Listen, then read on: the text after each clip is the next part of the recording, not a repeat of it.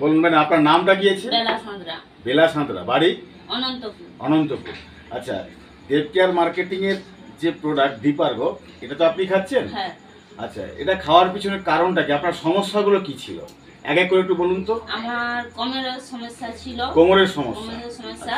রাতে যখন শুইতাম বিছানায় পাশ লোটাতে পারতাম না। আচ্ছা, দেওয়াল ধরে পাশ লোটাতে। দেওয়াল ধরে উল্টাতে হতো? কি আমার স্বামী যখন রাতে শুয়ে থাকতো তাকে বললে সেও পাশ লউটিয়ে দিত। তাই?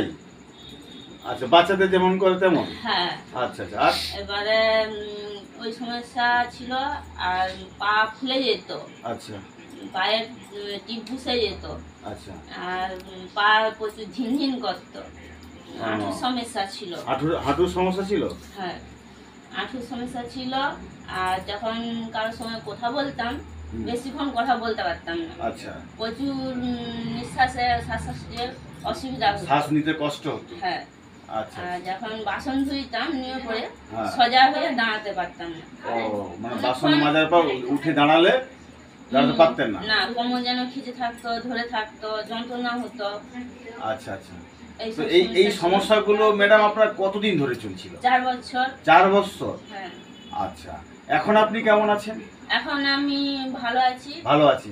তাহলে এই ডিপোগো যে খাচ্ছেন, এই ডিপোগোর মাধ্যমে আপনি এখন ভালো আছি। ভালো আছেন। কতদিন খাচ্ছেন? 4টা ফাইল খাওয়া হয়ে গেছে। 4 ফাইল? 4 ফাইল খাওয়া হয়ে গেছে। আচ্ছা, কটা ফাইল খাওয়ার পর থেকে আপনি এই উপকারগুলো বুঝতে পেরেছেন? 2টো ফাইল। 2টো ফাইল খাওয়ার পর থেকে উপকারটা বুঝতে পেরেছেন? বাহ, এখন তাহলে খুবই ভালো আছেন। হ্যাঁ। কিসের জন্য ভালো আছেন? ডিপোগোর জন্য। তাই তো একবার জয় ডিপোগো বলা উচিত। জয় ডিপোগো। জয় ডিপোগো।